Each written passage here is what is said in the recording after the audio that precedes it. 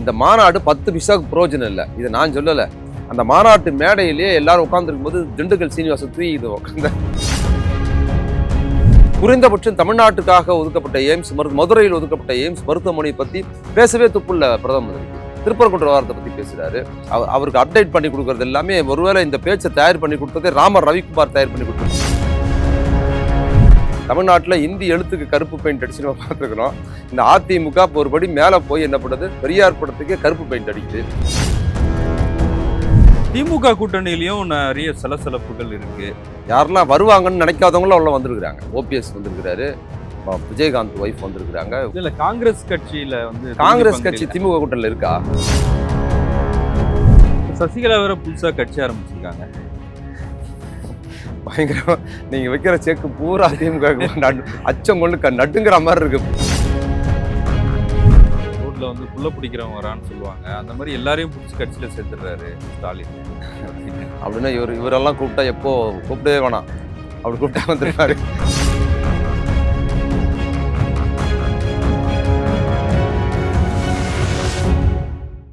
South beat அன்பு உறவுகளுக்கு வணக்கம். நான் ஃபெலிக்ஸ் இன்பவொளி. இந்த நேர்காணலில் நாம் சந்திக்க இருப்பவர் திராவிட இயக்க சிந்தனையாளர், எழுத்தாளர், பேச்சாளர் திரு வே மதிமாறன் அவர்கள். வணக்கம். வணக்கம். நேற்று பிரதமர் மோடி மதுரைக்கு வந்திருந்தாரு பிரச்சாரத்துக்காக. என்டிஏ கூட்டணியில் இருக்கிற கட்சிகள்லாம் அதில் பங்கேற்றாங்க. அதுக்கு முன்பாக ஒரு திருப்பரங்குன்றம் கோயிலுக்கு போய் முருகனை தரிசனம் செய்தார். இப்போ ரொம்ப வருத்தமாக இருக்கிறேன், மனவேதனையோடு இருக்கிறேன், திருப்பரங்குன்றம் கோயிலில் தீபம் ஏற்ற முடியல அப்படின்னு வருத்தப்பட்டிருக்காரு. அப்புறம் அந்த மாநாட்டில் பெரியார் அண்ணா படம் முதல்ல வச்சிருக்கிறாங்க. அப்புறம் பெரியார் படத்தை எடுத்திருக்கிறாங்க, அண்ணா படத்தை மட்டும் வச்சிருக்கிறாங்க. சில விளக்கங்கள்லாம் சொல்றாங்க. எப்படி பார்க்குறீங்க?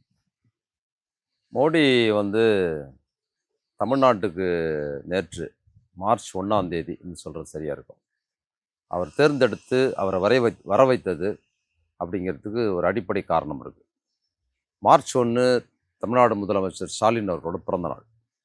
அந்த நாளில் தேர்ந்தெடுத்து 1ஆம் தேதி பிரதமர் மோடியை இங்கே வரவைப்பதன் மூலமாக இங்கே அந்த கூட்டணியோட மாநாடு அல்லது கூட்டம் நடத்துறதுக்கு ஒரு காரணம் என்னென்னா, இந்த 1ஆம் தேதி இருக்கிற முதலமைச்சருக்கான ஒரு வேல்யூ இருக்குல்ல, அதுக்கான கட்சிக்காரர்கள் மத்தியில், மக்கள் மத்தியில் அது ஒரு செலிப்ரேட் பண்ணுறது, கொண்டாட்டம் இருக்கிறத மடைமாற்றுவதற்காகவே அந்த நாளை அவங்க தேர்ந்தெடுத்துருக்குறாங்க. காலையெல்லாம் இங்கே நடக்குது, மத்தியானம் கூட்டம் போட்டு மோடி பற்றியான செய்தி வரணும் அப்படிங்கிறது தான் அதோட நோக்கம். அதில் 2 விஷயம். அந்த மாநாடு முழுக்கவே முதலமைச்சர் ஸ்டாலின் அவர்களுக்கு எதிராகவும் திமுகவுக்கு எதிராகவுமே அது கூட்டப்பட்டிருக்குது. அதில் வேறு ஒன்றுமே இல்லை. மோடி பேச்சை நானும் கேட்டேன். முழுக்க பாஜக பற்றி சிறப்புகள் எதுவும் அவர் சொல்லலை, அதிமுகவின் சிறப்புகளை பற்றி ஒன்று சொல்லலை. மாறாக என்ன சொல்லியிருக்கிறாருன்னா, திமுகவுக்கு எதிரான செய்திகளையும் திமுகவுக்கு எதிரான அவதூறுகளையும் அதிகமாக பேசியிருக்கிறாரு. திருப்பரங்குன்ற விவகாரத்தில் ரோட்டில் போகிற ஒரு சங்கி ரவுடியாக இருக்கிறவன் என்ன சொல்லுவானோ அதையெல்லாம் அவர் சொல்கிறாரு. அப்புறம் அதை வழிபட முடியல, விளக்கேற்ற முடியலங்கிறதுக்காக ஒருத்தர் இறந்து போயிட்டாருங்கிறத எவ்வளோ புரளியாக இங்கே பேசப்பட்டது, வேணும்னே இட்டுக்கட்டிங்கிறத அதை பிரதமர் பேசுகிறாருங்கிறது முழுக்க திமுக எதிர்ப்பு மாநாடாக வடிவமைச்சு தான் முதலமைச்சர் ஸ்டாலின் அவர்கள் பிறந்த நாள் அன்னைக்கு அவங்க அதை நடத்தியிருக்கிறாங்க. அதில் திருப்பரங்குன்ற கோயிலில் போய் வழிபட்டு இருக்கிறாருங்கிறது இன்னொரு குறியீடு. மதுரைன்னு சொன்னாலே மீனாட்சி அம்மன் தான். மதுரைக்கு வரவங்க மீனாட்சி அம்மன் கோயிலுக்கு தான் வழிபடுவாங்க, அங்கே தான் போவாங்க. ஆனால் அவர் மதுரை மீனாட்சி அம்மன் கோயிலுக்கு போகாமல் திருப்பரங்குன்ற கோயிலுக்கு போகிறது அப்படிங்கிறது பக்தி சார்ந்ததல்ல, அது அரசியல் சார்ந்தது. எப்படி திருப்பரங்குன்றம் முருகன் கோயிலை வைத்துக்கிட்டு இந்து சமுதாயத்தில் இருக்கிற மக்கள் பக்தியாக வழிபடுறாங்க, மாறாக பாஜக மற்றும் ஆர்எஸ்எஸ் இந்த மாதிரி சங்கிகள் அதை எப்படி பக்திக்கு எதிராக ஒரு அரசியல் படுத்துகிறாங்க, இஸ்லாமியர்களுக்கு எதிராக, அது மாதிரி இன்னைக்கு திமுகவுக்கு எதிராக எப்படி அரசியல் படுத்துகிறாங்களோ அதே துணியோடு தான் பிரதமர் மோடி அந்த சம்பவத்துக்கு திருப்பரங்குன்ற கோயில் போனதுக்கும் இதை பேசுவதற்காக தான். இல்லை, ஏற்கனவே வீரவேல் வெற்றிவேல் அப்படின்லாம் பேசினார்ல. ஆமாம், வீரவேல் தேர்தலே பேசினார். போன தேர்தலில் இருந்து தான் திருப்பரங்குன்றம் விவகாரம் வருது. போன தேர்தல் எல்லாம் இல்லை, போன தேர்தலில் இருந்து போன வருஷத்துல இருந்து இந்த திருப்பரங்குன்ற விவகாரம் சூடு பிடிச்சி இன்னைக்கு கடைசியாக அந்த விளக்கேற்ற முடியாது. அது சரியாக சொல்லணும்னா, போன ஆண்டு திருப்பரங்குன்ற விவகாரத்தை இந்த பாஜக காரர்களும் அவரோட கைத்தடியாக இருக்கிற இந்த சங்கிகளும் என்ன பண்ணாங்கன்னா, அது இஸ்லாமியர் இந்து கலவரமாக கட்டமைக்கிறதுக்கு எல்லாம் ஏற்பாடும் பண்ணாங்க. இப்போ முதலமைச்சர் என்ன பண்ணாரு, அந்த பிரச்சனையில் தலையிட்டு இந்த விளக்கேற்றுக்கிற விஷயத்தில் அரசு உள்ள விளக்கேற்றுவதற்கு அனுமதிக்க முடியாது, வழக்கமாக ஏற்றுற இடத்துல தான் ஏற்ற முடியும்னு அந்த ஜட்ஜு சொன்ன விஷயத்த புறக்கணிச்சுட்டு அவங்க ஏற்றுட்டாங்க.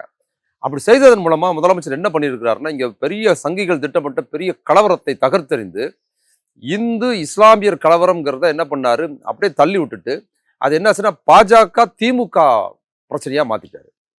இப்ப என்ன ஆகி போச்சுன்னா அந்த பிரச்சனையில இவங்க யாரும் இஸ்லாம் குறித்து தர்கா குறித்தெல்லாம் பேசுறது இல்ல. திமுக டார்கெட் கொடுத்து பேசுறாங்க. திமுக இந்துக்களுக்கு விரோதமாயிடுச்சு. திமுக வந்து முருகனை வழிபட மாட்டேங்குது, நீதிமன்றத்தையும் மதிக்கல. நீதிமன்றத்தை மதிக்கல அப்படின்னு மாத்தி இருக்கிறது வந்து இந்த இந்த ப்ராசஸ்க்கு மாத்தினவர் முதலமைச்சர். இல்லைன்னா அவங்க முஸ்லீமை டார்கெட் பண்ணியிருப்பாங்க. அப்போ முஸ்லீமை டார்கெட் பண்ணி முஸ்லீமை தனிமைப்படுத்தி இந்து தோழமை இந்து மக்கள் மத்தியில் தோழமையாக இருக்கிற நட்பாக இருக்கிற சகோதரத்துவமாக இருக்கிற இந்து முஸ்லீம் முற்றி சீர்குலைத்து தமிழ்நாட்டின் நிலைகளை வைக்கிறதுக்கு போட்ட திட்டமிட்டத்தில் முதலமைச்சர் ரொம்ப தைரியமாகவும் ரொம்ப புத்திசாலித்தனமாகவும் அதை தகர்த்தெறிந்து அவர் என்ன நினைச்சாரோ அதே வழியில அவங்க வந்துட்டாங்க. என் கூட மோது, ஏன் முஸ்லீம் கூட மோதுற, உனக்கு பிரச்சனை நான் தானே அப்படின்ற முறையில் வந்து நீ நானும் மோதி பார்த்துக்கலாம், எதுக்கு தேவையில்லாமல் இதில் மதக்கலவரத்தை கொண்டு வர, என்னோட இந்து சமுதாய மக்களையும் என்னோட இஸ்லாமிய சமுதாய மக்களையும் எதுக்கு மோத விடுற, உனக்கு எனக்கு தானே பிரச்சனை, வா மோதிக்கலான்னு அப்படி இழுத்து விட்டதுனால தான் இன்னைக்கு பிரதமர் அது வரைக்கும் வந்து பேசுறாரு. இன்னைக்கு பேசுறது கூட முழுக்க முழுக்க திருப்பரங்குன்ற வாரத்தை வச்சுக்கிட்டு தான் அவங்க பேசுறாங்க, வேற ஒன்றும் பேசல. அதில் குறிப்பாக வந்து இந்த எய்ம்ஸ் அந்த இது திறப்பு விழாக்காக வர்றதாக சொன்னாங்க. அதை பற்றி பேசவே இல்லை, அதை திறந்து வைக்கல அவர். அது திறந்து வச்ச மாதிரி தெரியல. அது ப்ராசஸ் பண்ணி எத்தனை வருஷம், அது 10 வருஷத்துக்கு மேலே ஆகுதுன்னு நினைக்கிறேன். இல்ல ஒரு அரசு விழால கலந்துக்கிட்டு அப்புறம் தான் நலத்திட்டம் இல்லைங்க, அது திறந்து வைக்கலையே. நீங்க அரசு நலத்திட்டங்களை திறந்து வச்சாரு. ஏதோ ரயில் புது ஸ்டேஷன்ல பராமரிப்பு பண்ணாதான் திறந்து வச்சாருன்னா எய்ம்ஸுக்கு என்ன பண்ணாரு, செய்தியே வரலையா, நான் பார்க்கல. எய்ம்ஸுக்கு என்ன பண்ணாரு, எய்ம்ஸ் அறிவிப்பு வந்து 10 வருஷமா அது போன 10-12 வருஷத்துக்கு மேலே ஆகுது. எய்ம்ஸ் இவங்க 14 வந்தாங்கல்ல, அப்போ வந்து முதல் முறை வந்த போது பாஜக அறிவிச்சது. 10-12 வருஷத்துக்கு முன்னால் அறிவிப்பாக வந்தது மதுரையில். அதுக்கப்புறம் பணியை துவக்கிறேன்னு சொல்லி 7 வருஷம் ஆகுது. எய்ம்ஸ் பணியை துவக்கிறேன்னு சொல்லி 7 வருஷம் ஆச்சு. கட்டட வேலை நடக்குதுன்னு சொல்லி பல வருஷம் ஆகுது. எல்லாமே போய் ஃபேக்காகவே பண்ணிக்கிட்டு இருக்காங்க. இப்போ நான் இன்னைக்கு வந்து பிரதம மந்திரி வந்து எய்ம்ஸ் கட்டட இதில் வந்து ஏதோ ஒரு முக்கியமான விஷயத்த பண்ண போறாரு அப்படின்ற மாதிரி சொன்னாங்க. அதுவும் இல்லை எலெக்ஷன் நேரத்தில். அப்போ இவங்க சொல்ற விஷயத்துல பாஜக குறித்து நாங்கள் இதெல்லாம் பண்ணி கிழிச்சோம் அப்படின்னு ஒன்றும் சொல்லலை. குறைந்தபட்சம் தமிழ்நாட்டுக்காக ஒதுக்கப்பட்ட எய்ம்ஸ் மதுரையில் ஒதுக்கப்பட்ட எய்ம்ஸ் மருத்துவமனையை பற்றி பேசவே துப்புள்ள பிரதம மந்திரிக்கு. திருப்பரங்குன்ற வாரத்தை பற்றி பேசுறாரு. அப்போ இவங்களோட நோக்கம் முழுக்க முழுக்க இந்த தேர்தலை ஒட்டி அவங்க கட்டமைச்ச விஷயம்தான் இது. இந்த மாநாடு 10 பைசாவுக்கு பிரயோஜனம் இல்லை, இதை நான் சொல்லலை. அந்த மாநாட்டு மேடையிலேயே எல்லாரும் உட்காந்துருக்கும் போது திண்டுக்கல் சீனிவாசன் தூக்கிட்டு உட்காந்த, அட இவங்க ஒரு மாநாடு, இவங்க கட்சி, இது ஒரு கூட்டணி, ஃபுல்லாக தோக்க போகிறோம், நீங்கள் பேசுங்க. செந்தில் சொல்லுவார்ல, ஆனால் நீங்கள் வாசிங்கன்னா நான் தூங்கணுங்கிற மாதிரி மோடியாவது அதை இவர் பியூல் கோஷ் யாரோ வந்தாலும் யாரும் மதிக்கல, திடீர்னு கனவு முடிச்சு எழுந்த மாதிரி கை கொடுத்தி வரல. அது ஒரு உதவாத மாநாடு. அது முழுக்க முழுக்க வெறுப்புணர்ச்சி கொண்ட பிரதமரை பேச்சு ரொம்ப இழிவா இருக்குங்க. அவர் வந்து இந்த அர்ஜுன் சம்பத்து, அப்புறம் அந்த திருப்பரங்குன்ற விவகாரத்துல ஒரு ஆள் போனார்ல, ரொம்ப ரவுடித்தனமா பேசுவாரு, ராம ரவிக்குமார். அந்த ராம ரவிக்குமாருக்கு கீழே தான் இருக்கார் பிரதமர். எந்த வகையான அறிவாளித்தனமும் இல்லை, நேர்மையும் இல்லை, உண்மையும் இல்லை. எச் ராஜா, ராம ரவிக்குமார், அர்ஜுன் சம்பத்துக்கும் கீழே ஒரு நபராக வந்து அவர் பேசுறாரு. அவர் வந்து அவருக்கு அப்டேட் பண்ணி கொடுக்கறது எல்லாமே, ஒருவேளை இந்த பேச்சை தயார் பண்ணி கொடுத்ததே ராம ரவிக்குமார் தயார் பண்ணி கொடுத்துப்பாருன்னு தெரியல. அப்படிதான் இருக்கு அவரோட பேச்சு. எந்த ஒரு குறைந்தபட்ச நாணயம் இல்லாமல் இருக்குது. திமுக அவதூறு, திமுக மீதான காழ்ப்புணர்ச்சி சார்ந்து தான் அவரோட பேச்சும் அந்த மாநாடும் நடந்திருக்கு. இந்த பெரியார் படம் வச்சுட்டு எடுத்துட்டாங்க, அவங்க ஏன் வச்சாங்கன்னு தான் எனக்கு கேள்வி. பெரியார் படத்தை இவங்க ஏன் வச்சுட்டாங்க? வழக்கமாக டிஃபால்ட்டாக இருக்கும் பெரியார். அதில் வந்து பெரியார்லாம் இவங்களுக்கு தெரியாது. அது திராவிட இயக்கம்னு ஆரம்பித்து அண்ணா ஆரம்பிக்கும் போது கொடியில் எப்படி அண்ணாவை ஒரு பெயருக்கு வச்சாரோ அது மாதிரி பெரியார் இவங்கெல்லாம் வச்சது மாதிரி அது இருக்கிறது, வழக்கமாக வைக்கிறது. அதிமுகவில் நீங்கள் அதிமுகவில் எடப்பாடி சொல்லி பெரியார் வச்சாங்கன்னு இல்லை. நீங்கள் அதிமுக மாநாடுன்னு சொன்னால் அங்கே டிஜிட்டல் போர்டு அடிக்கிறாங்கல்ல, அவங்க கிட்டே டிஃபால்ட் இருக்கும். டிஃபால்ட் டிஜிட்டல் போர்டு அடிக்கிறவங்களே பெரியார் படத்தெல்லாம் வச்சு போர்டு அடிச்சு கொடுத்துருவாங்க. இப்போ அடிச்சு கொடுத்ததுக்கு பிற்பாடு இவ்வளவு வருஷம் அதில் பெரியார் இருக்காரா இல்லையா அதெல்லாம் எடப்பாடி பழனிசாமியான் கம்பெனிக்கு தெரியாது. இருந்தா என்ன இல்லாட்டி என்ன அப்படிங்கிறது அவங்களது. அவங்களுக்கு பெரியார் மேலே வெறுப்பும் கிடையாது, பெரியார் மேலே விருப்பம் கிடையாது. அது டிஃபால்ட். அப்படிதான் அந்த கட்சியில் அது பேர் வச்சாங்க.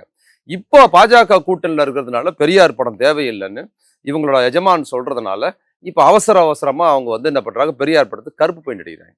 தமிழ்நாட்டில் இந்தி எழுத்துக்கு கருப்பு பெயிண்ட் அடிச்சு நம்ம பார்த்துருக்கிறோம். இந்த அதிமுக ஒருபடி மேலே போய் என்ன பண்ணுறது, பெரியார் படத்துக்கே கருப்பு பெயிண்ட் அடிக்குது. அண்ணா படம் இருக்குல்ல, ஆமா, அண்ணா படத்தை அவங்க பேர் அண்ணா திமுக இருக்குல்ல, அது எடுக்க முடியாது இல்ல. பெரியார் தானே உங்களுக்கு பிரச்சனைக்குரியது. பெரியாருங்கிற பேரு தானே பெரியார் வந்து ஒரு காயின் பண்றதா இருக்குல்ல, அதனால பெரியார் அடிச்சா போதும் அப்படிங்கிறது தான். திருப்பரங்குன்றத்தை பத்தி தாவேக்கா ஒரு நிலைப்பாடை வந்து பேச மாட்டேங்குது. ஆமா, அது வந்து திமுகவும் பாஜகவும் சேர்ந்து நடத்த நாடகம் இல்ல. அவங்க நம்ம முதல்ல பேசியிருக்கிறோம், நம்ம திருப்பரங்குன்ற விவகாரம் குறித்து விஜய் எப்பவுமே பேசுறது இல்லை. அவர் வந்து அவர் வந்து ஏன் பேசுறது இல்லை அப்படின்னா, சீமான் ஏன் பேசுறது இல்லை அப்படின்னு ஒன்று சொல்லியிருக்கிறோம். சீமானும் இருக்கிறார்ல, சீமானும் இப்போ பாஜக எதிர்ப்பு பேசுகிறாரு, அவரும் பேசுகிறாரு. அவரும் கத்தோலிக்க கிறிஸ்துவர், இவரும் கத்தோலிக்க கிறிஸ்துவர். கத்தோலிக்க முருக பக்தர், அவரும் கத்தோலிக்க முருக பக்தராக இருக்கிறாரு. நம்மளே பேசியிருக்கோம் இதுக்கு முன்னால். அப்படி இருந்தும் அவங்க பேசலை. ஏன்னா முருக பக்தராக இருக்கிறாங்க. கத்தோலிக்க கிறிஸ்துவராக இருந்தால் நம்ம பர்சன் கத்தோலிக்க முருக பக்தராக இருந்துக்கிட்டு முருகன் வேல்லாம் எடுத்துக்கிட்டு போனவர் தான் சீமானு. இல்லை அதை ஒரு மத நல்லிணக்கமாக பார்க்கலையே. அதாங்க மத நல்லிணக்கத்துக்கு இப்போ பேச வேண்டியது தானே. அதை தான் நான் கேட்குறேன். நீங்கள் மத நல்லிணக்கமாகவே வச்சுப்போம். கத்தோலிக்க கிறிஸ்துவராக இருக்கிற சீமான் அண்ட் விஜய் திருப்பரங்குன்ற விவகாரத்தில் மத நல்லிணக்கம் குறித்து கருத்து என்ன அப்படிங்கிறதுனா அவங்க சொல்றது இல்லை. அப்போ அதில் அமைதி காப்பது அப்படிங்கிறதே ஒரு பாஜக ரோல் தான். பாஜக ரோல் எடுத்து பேசுவது, அதில் பாஜக அமைதி காப்பது பாஜக ரோல். அதை நீங்கள் கருத்து சொன்னீங்கன்னா இவங்க அம்பலமாயிடுவாங்க. மக்கள் மத்தியிலையும் இவங்க இது வரைக்கும் எடுத்து இவங்க அரசியல் கொள்ளாரு இவங்க அம்பலமாயிடுவாங்கிறதுனால அமைதி காப்பது அது பாஜக ஆதரவான ஒரு முகம்ங்கிறதுனால தான் அமைதி காக்குறாங்க அவங்க. திமுக கூட்டணியிலையும் நிறைய சலசலப்புகள் இருக்கு. இப்போ காங்கிரஸ் வந்து இருப்பாங்களா இல்லையான்னு இந்த நிமிஷம் வரைக்கும் தெரியல. அவங்க வந்து தாவேகா கூட சேர்ந்தா அவங்களுக்கு திமுக கூட்டணியில யாரெல்லாம் வருவாங்கன்னு நினைக்காதவங்களும் உள்ள வந்திருக்கிறாங்க. ஓபிஎஸ் வந்திருக்கிறாரு, விஜயகாந்த் ஒய்ஃப் வந்திருக்கிறாங்க, இவங்க கட்சியெல்லாம் வந்திருக்குது. திமுக கூட்டணி பலமாகிட்டு இருக்குது. நீங்க திமுக கூட்டணியில சலசலப்புங்கிறீங்க. இல்ல காங்கிரஸ் கட்சியில வந்து காங்கிரஸ் கட்சி திமுக கூட்டணியில இருக்கா? அவங்க ரொம்ப நாளாவே எனக்கு பேச்சுவார்த்தை நடத்திட்டு இருக்காங்கல்ல. அதாங்க அவர் முதல் நாள்லயே அதுல இருந்து அவங்க தான் தகராறு பண்ற மாதிரி பேசிக்கிட்டு இருந்தாங்களா. எனக்கு நீங்க மறந்தே போயிட்டேன் காங்கிரஸ் உண்மையிலேயே இருக்காங்களா இல்லையாங்கிற மாதிரியான ஒரு இப்போ வந்து இந்த கூட்டணியில பலமானதுக்கு பிற்பாடு இந்த கான்ட்ரவர்சியெல்லாம் ஒன்றும் பெருசா ஒன்றும் இல்லையே. அதனால எனக்கு என்னை பொறுத்த வரைக்கும் காங்கிரஸ் இருந்தா என்ன, இருளாட்டி என்னங்கிற மாதிரி அவருடைய கண்ணோட்டம் தான் எனக்கு இருக்குது. திமுக வந்து தனித்த பலமா இருக்குது. திமுக நான் முதல்ல இருந்து திரும்ப திரும்ப பேசுவது மாதிரி திமுக மக்கள் மத்தியில் செல்வாக்கு பெற்றிருக்குது. அதிமுக மற்றும் திமுக எதிர்ப்பாளர்கள் மத்தியிலேயே ஓட்டு போட்டவங்க மத்தியிலே திமுகவுக்காக மாறின ஒரு விஷயமா மாறி இருக்குது. 2021 10 ஆண்டுகள் ஆட்சியில் இல்லாத போது இருந்த செல்வாக்கு கம்மியானது. அன்னைக்கு அதிமுக செல்வாக்கு பெற்றிருந்தது. திமுக எதிர்கட்சியாக தான் இருந்தது. அன்னைக்கே வந்து ஃபுல் மெஜாரிட்டியோட ஜெயிச்சுது. இதே கூட்டணி தான் அன்னைக்கு இருந்து அந்த கூட்டணியை வச்சுக்கிட்டு தான் ஜெயிச்சது. மக்கள் நல கூட்டணியிலிருந்து வந்தவங்களை விஜயகாந்த் இல்லாமல் மக்கள் நல கூட்டணியில் வச்சுக்கிட்டு தான் ஜெயிச்சது. இன்னைக்கு திமுக வந்து இந்த 5 ஆண்டுகளில் ஆட்சிக்கு வந்ததுக்கு பிற்பாடு பல மடங்கு வளர்ந்துருக்குது. 2021 விட பல மடங்கு ஸ்ட்ராங்காக வளர்ந்துருக்குது. பல்வேறு இடங்கள் ஓடி இருக்குது. இல்லை நாங்கள் தான் வளர்ந்துருக்கோம் தாவேக்கும் ரிப்போர்ட் கொடுக்குறாங்க. அதுக்கப்புறம் அதிமுக எதிர்கட்சி, நீங்கள் வந்து எதிர்கட்சியாக இருக்கிற அதிமுக ஆகட்டும் பாமகவாகட்டும் அந்த கட்சிகள்லாம் மக்கள் மத்தியில் செல்வாக்கு எழுந்திருக்குது. கட்சிக்குள்ள உடஞ்சி போயிருக்குது. கட்சிக்குள்ள ஏராளமாக உடஞ்சி சிதறி இருக்குது. செங்கோட்டையன் அங்கே போயிருக்கிறாரு, கட்சிக்குள்ள கோஷ்டி தகராறு இருக்குது. இது எல்லாமே அங்கே இருக்குது. பாமகவுள்ள பிரச்சனை இருக்குது. இப்போ தர்மபுரியில் சேலத்துலலாம் கூடுதல் ஓட்டு வாங்கின பாமக உடச்சி சிதறி இருக்குது. அது மாதிரி வேற எந்த கட்சியும் செல்வாக்கு பெற்றுதான் இல்லை. இப்போ தாவேக்கா வச்சுக்கிட்டு தான் இந்த வண்டியை ஓட்டுறாங்க. நாங்கள் தான் வந்து அப்போ பயங்கர செல்வாக்கு கூடி இருக்குது, அது கூடி இருக்குதுன்னு சொல்லி. அது அந்த இளைஞர்கள் புதுசாக ஓட்டு போடுற இளைஞர்களோட கவனம் விஜய் பக்கம் திரும்பி இருக்குது. அதில் பல பேசுன மாதிரி பல பசங்களுக்கு புதுசாக ஓட்டு இல்லை வர கூட்டங்களில். அடுத்த எலெக்ஷன் வேணுமா அவங்களுக்கு ஓட்டு வரலாம். இப்போ புதுசாக வந்திருக்கிற ஓட்டு அப்படின்னு கொஞ்சம் பேர் ஓட்டு வந்து அவர் பக்கம் இருக்கிறாங்க. அதை வைத்துக்கொண்டு திமுக கூட்டணியில் பிரச்சனை, இந்த பக்கம் தாவேக்காக வராங்கன்னு பேசுறது எனக்கு விருப்பம். இந்த தேர்தல் முடிவுகளில் நான் என்ன சொல்கிறேனோ அதான் ஸ்ட்ராங்காக நடக்கும். திமுகவுக்கு செல்வாக்கு பலமாக இருக்குது. யார் திமுகவோட கூட்டணி வைத்தாலும் அவர்களுக்கு நன்மை. 2021 மக்கள் நல கூட்டணியிலிருந்து வந்தவங்க அப்போ இருந்த போது 2016க்கு முன்னால டெபாசிட் காலியாகி அதுக்கப்புறம் கட்சி இது இல்லாமல் தான் இங்கே வந்து சேர்ந்தாங்க. இன்னைக்கு பெருமளவில் வளர்ந்துருக்குது அந்த கட்சிகள்லாம். அதுபோல் இப்போ சேர்ந்துருக்கிறவங்களும் வந்து பார்த்தீங்கன்னா 2021 வந்து புதுசாக சேர்ந்த கட்சிகள் எப்படி டெவலப் ஆகிருக்கிறாங்களோ அதுபோல் இப்போ சேர்ந்திருக்கிற கட்சிகள் அதுபோல் அடுத்த கட்டமாக டெவலப் ஆகி போவாங்க, அடுத்த கட்டத்துக்கு போவாங்க. அப்படிதான் திமுக வளர்ந்துருக்குது. தன்னையும் வளர்த்து கொண்டு தன் கூட்டணி கட்சிகளையும் வளர்த்து மிகப்பெரிய செல்வாக்கு பெற்றிருக்குது. அப்ப திமுக வளர்ந்துருக்கிறதுங்கிறத பேசுறதை தவிர்ப்பதற்காகவே விஜய்க்கு செல்வாக்கு கூடி இருக்குது, விஜய்க்கு பெருசா போயிருக்குதுன்னு பேசுறாங்க. நான் என்ன சொல்றேன், விஜய்க்கு செல்வாக்கு கூடி இருக்குதுன்னா அதிமுக செல்வாக்கு எழுந்திருக்குதுன்னு சொல்லுங்க, பாமக செல்வாக்கு எழுந்திருக்குதுன்னு சொல்லுங்க, பாஜக செல்வாக்கு எழுந்திருக்குதுன்னு சொல்லுங்க. இதை விட திமுக ஏன் அதை சொல்ல மாட்டீங்க? விஜய்க்கு மட்டும் ஏன் கூடி இருக்குன்னு சொல்றது வந்து ஏதோ ஒரு வகையில் திமுக எதிர்ப்பை வந்து இவங்க வந்து இந்த பக்கத்துல பிரம்மாண்டமா இருக்குன்னு சித்தரிக்கிறதுக்கு பாக்குறாங்க. விஜய் வராம இருந்தா அதிமுக பயங்கர செல்வாக்கா இருக்கு. இன்னைக்கு 210 தொகுதியில் நம்ம ஜெயிப்போம் எடப்பாடி பழனிசாமி சொல்றாரு. இப்ப அதை எடுத்துட்டு வாதம் பண்ணியிருப்பாங்க. அப்போ ஏதோ ஒரு வகையில திமுகவுக்கு எதிர்ப்பு வந்து கடுமையா இருக்குதுங்கிறத பேசணுங்கிறது ஒரு கட்டாயமா இருக்குது இங்க ஊடகங்கள் மத்தியிலையும் பொது வெளியிலையும். ஆனா மக்கள் மத்தியில அப்படி இல்லை. ஒப்புட்டளவில் நேர்மையா நான் சொல்றேன், நான் திமுகவுக்கு ஆதரவா பேசுறேங்கிறத சொல்ல. ஒப்புட்ட நீங்களே ஒரு மனசாட்சி தொட்டு சொல்லுங்க. 2021 தேர்தலில் இருந்த திமுகவின் நிலை இன்னைக்கு இப்படி இருக்கா? வளர்ந்துருக்குது. அதே போல் எதிர்க்கட்சிகள் இன்னைக்கு இருக்கிறாங்களா? யாருமே கிடையாது. இடையில் விஜய்னு ஒருத்தர் கட்சி ஆரம்பிச்சு புதுசா இளைஞர்கள் கூட்டத்தை அவர் பக்கம் பால் ஈர்த்திருக்கிறாரு. அது வந்து ஓட்டர்ஸ் பிகினர்ஸ் புதுசா போடுற ஓட்டு பாதி பேர் ஓட்டு இல்லாதது. இன்னொன்னு அவர் பேசுற திமுக எதிர்ப்பின் காரணமாக போடுற ஓட்டுல பாத்தீங்கன்னா அதிமுக ஓட்டு, திமுக எதிர்ப்பு ஓட்டு அவர்கிட்ட போகுது. என் குடும்பமே திமுகவுக்கு போடாதுன்னு கொஞ்சம் இடைநிலையில் இருக்க வயசுல இருக்கிறவங்க பேசுறாங்கன்னா அவங்க இதுக்கு முன்னாலும் திமுகவுக்கு போட்டவங்க கிடையாது. அவங்க முகத்துல திமுக சாயல கிடையாது. நான் பரம்பரையா திமுகவுக்கு தான் போட்டேன், இனிமே நான் வந்து இவருக்கு தான் போடுவேன்னு யாராவது சொல்றாங்களா? ஒருத்தர் கூட சொல்லி நான் பார்க்கல. அவங்க ஆல்ரெடி ஏற்கனவே திமுகவுக்கு போடாதவர்கள், திமுக மீது காழ்ப்புணர்ச்சி கொண்டவர்களாக ஓட்டு போட்ட அதிமுக ஓட்டு அல்லது பாஜக ஓட்டு ஏதோ ஒரு ஓட்டு அது என்ன ஆகுதுன்னா தாவேக்காவுக்கு போகுது. திமுக ஓட்டு போல. எனக்கு தெரிஞ்சு திமுக நான் இது வரைக்கும் உதயசூரியன் ஓட்டு போட்டேன், இனிமே நான் வந்து விஜய்க்கு தான் ஓட்டு போடுவேன்னு சொல்லி ஃபேக்கா கூட ஒரு வீடியோ கூட நான் பார்க்கல. நீங்க பார்த்துட்டீங்கன்னு எனக்கு தெரியும், நான் ஒரு வீடியோ கூட பார்க்கல. அப்படி சொல்றவங்க எல்லாருமே பாத்தீங்கன்னா ஏற்கனவே அவங்க திமுகவுக்கு போடாதவங்க. அவங்க தான் வந்து இப்ப வந்து தாவேக்காவுக்கு போடுவேன்னு சொல்றாங்கன்னா திமுகவுக்கு எந்த பாதிப்பும் அல்ல. மீண்டும் சொல்றேன், தாவேக்கா விஜய் கட்சி ஆரம்பிச்சதுனால, கட்சி பேர் கரெக்டா சொல்றாங்க, தாவேக்கா தானே? தாவேக்கா. தாவேக்கா வந்து ஆரம்பிச்சதுனால திமுகவுக்கு இல்லைங்க, எதிர்கட்சிக்கு தாங்க பாதிப்பு. அதை பேசவே மாட்டுறாங்க. இது என்னங்க நேர்மை? தாவேக்கா ஆரம்பித்ததுனால திமுகவுக்கு பாதிப்புன்னு சொல்வது ஒரு மோசடிங்க. ஏன் எதிர்கட்சிக்கு பாதிப்பு பெரும் பாதிப்பு அங்கதான். விஜயே சொல்றாரு நான் தான் எதிர்கட்சி, ஏங்க திமுகவா தாவேக்காவா? அதாங்க, அவர் திமுகவோட தான் மோதுவாரு. அங்க ஒண்ணும் இல்ல. இங்க இருக்கிற பிரம்மாண்டமா இருக்கிற கட்சியோட தான் பேச முடியும். ஏன் திமுகவை தான் ஐடென்டிஃபை பண்ணி பேசுறாங்கன்னா திமுக தான் பெரிய கட்சியா இருக்குது. திமுகவோட தான் மோதி மாட முடியும், திமுகவோட தான் ஃபைட் பண்ணாத நமக்கு அங்கீகாரம் கிடைக்கும்னு சொல்ல முடியும். நீங்க புதுசா ஒருத்தர் கட்சி ஆரம்பிச்சுப்பாரு லெட்டர் பேர்ல, அவரு கூட அவர் மாதிரி 4 பேர் இருப்பாங்க. அவரை கேட்டாலும் திமுக தான் திருப்பி பேசுவாரு. திமுக எதிர்ப்பு, திமுக ஒழிக்காம விட மாட்டேன்னு பேசுவாங்கன்னா திமுகவை பேசினாதான் அவங்களுக்கு ஒரு முகம் கிடைக்குது. திமுக எதிர்ப்பு பேசினாதான் இன்னைக்கு வந்து எல்லா கட்சிக்கும் ஒரு முகம் கிடைக்குதுங்கிறதுனால அதை அவர் பிரதானமா பேசுறாரு. இப்ப ஆட்சியில இவங்க இருக்கிறாங்க, இவங்களை அகற்றிட்டு நான் வரணும்னு அவர் சொல்றாருங்க. தமிழ்நாட்டில் ஆட்சி பிடிக்கணும்னு சொல்றாரு. அப்ப ஆட்சியில் இருக்கிற திமுகவை விமர்சிக்காம அவர் எப்படி பேசுவாரு?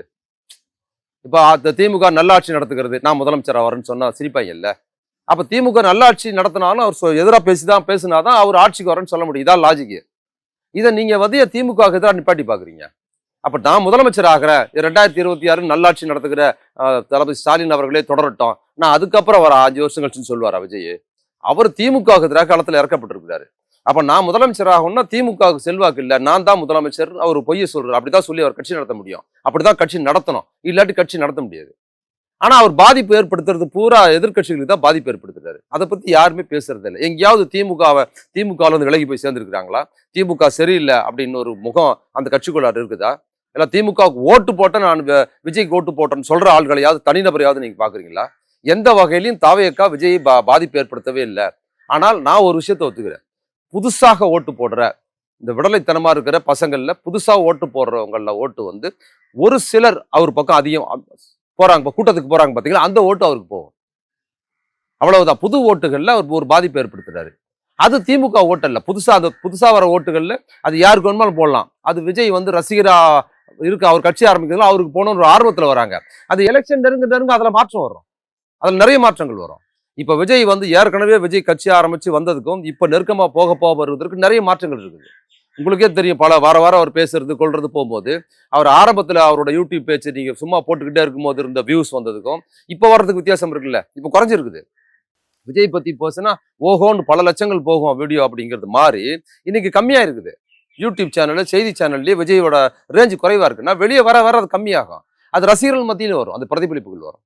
அப்ப எதை வேணுமாலும் பேசினாலும் விஜய் ஆதரிக்கிற மாதிரியான ஒரு பரிதாபத்துக்குரிய ஒரு கூட்டம் புது பசங்க இருக்காங்க பாத்தீங்களா, அரசியல் கண்ணோட்டமே இல்லாம அவங்களோட ஆதரவை வச்சுக்கிட்டு நீங்க விஜய் திமுக வீழ்த்த முடியும்னு பேசுறது கோமாளித்தனம் இல்லைங்களா? அது திரும்ப திரும்ப பேசுறாங்க, அதை வன்மையா கண்டிக்கிறாங்க.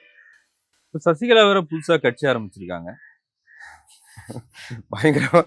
நீங்க வைக்கிற செக்கு பூரா திமுக அச்சம் கொண்டு நடுங்கிற மாதிரி இருக்கு. பூரா திமுக எதிர்ப்பு ஆரம்பிச்சிருக்கட்டும். அவங்க வீட்டுல தனியா போர் அடிக்குதுன்னு வெளியே வந்து உலா வந்துட்டு போறாங்க, ஆரம்பிச்சுட்டு போறேன். அதனால என்ன இருக்கு அவங்க அதை வந்து அவங்க வந்து ஏதோ ராமநாதபுரம் மாவட்டத்தில் போய் ஆரம்பிச்சிருக்கிறாங்க, பசுமன்ல போய் ஆரம்பிச்சிருக்கிறாங்க. அவங்களுக்கு ஏதோ விவரம் போயிட்டார், தினகரனும் அந்த பக்கம் போயிருக்கிறாரு. இந்த அம்மாவை அவங்க கூப்பிடல, அதனால அவங்க வந்து ஒரு பொழுதுபோக்குக்கு வந்திருக்காங்க. வீட்டிலேயே இருந்து அடைஞ்சு கிடக்கிறது கஷ்டமா இருக்கும்ல, அதனால வெளியே வந்து 4 வார்த்தை பேசுறேன். எலெக்ஷன் நேரத்தில் நிறைய பேர் கட்சி ஆரம்பிச்சு வரதான் செய்வாங்க. இல்ல ஓபிஎஸோட வருகைன்றது வந்து அது அதிமுக தொண்டர்கள் வந்து அதை ஏத்துக்க மாட்டாங்க. ஓபிஎஸ் அதிமுக தொண்டர்கள் அதிமுக ஏத்துக்கலன்னு தானே அவர் வெளியே வந்தாரு. ஓபிஎஸ் அதிமுகவுக்கு எதிரான கண்ணோட்டத்தோட ஓபிஎஸ் இல்லை. அதிமுக வந்து அவரை வந்து ஏற்றுக்கவே இல்லை, ஃபைட் பண்ணாங்க. அதுக்கப்புறம் அதிமுகவோட நடவடிக்கை வந்து பிடித்தமானதா இல்லை அப்படின்ட்டு இப்போ சில மாதங்களாக அவர் ஒதுங்கி இருந்தார். அப்புறம் திமுகவோட நடவடிக்கை பிடிச்சிருக்குன்னு வந்து சேர்ந்துருக்கிறாரு. இப்போ அதிமுக தொண்டர்கள் ஏற்றுக்கவே மாட்டாங்க, இதுவே ஏற்றுக்க மாட்டேன் ஏற்றுக்கவே மாட்டாங்கன்னா எதுக்கு பேசுறீங்க, விட்டுற வேண்டியதானே. அவர் ஒரு அதாவது அதிமுகவின் முகம் அவர். நீங்கள் ஜெயலலிதா காலத்திலேருந்து ஜெயலலிதா, அதுக்கப்புறம் ஓபிஎஸ், ஜெயலலிதா அதுக்கப்புறம் அவருன்னு இருந்தார், அப்புறம் இபிஎஸ் கூட இருந்தாருன்னு கூட ஒரு முகம். அவர் இங்கே வந்து சேர்ந்திருப்பதுங்கிறது அவங்களுக்கு வந்து பின்னடைவு தான் அதிமுக. ஜெயலலிதா கூட இருந்தவர், இவங்க கூட டிடிவி தினகரன் கூட சொன்னாரு, இந்த ரோட்ல வந்து புள்ள பிடிக்கிறவன் வரான்னு சொல்லுவாங்க, அந்த மாதிரி எல்லாரையும் பிடிச்சி கட்சியில சேர்த்துடுறாரு ஸ்டாலின் அப்படின்னு. அப்படின்னா இவரெல்லாம் கூப்பிட்டா எப்போ கூப்பிடவே வேணாம், அப்படி கூப்பிட்டா வந்துருவாரு, அப்படி கூப்பிட்டாலே வந்துருவாரு இவர். அதனால அவர் சொல்லுவாங்க இந்த மாதிரி ஓபிஎஸ், தினகரன், இபிஎஸ் இவங்களுக்குள்ளார அவங்கவுங்க பேசுனதே அவங்களுக்கான விமர்சனமா இருக்கும். அது பெருசாக வேண்டியதில்லை.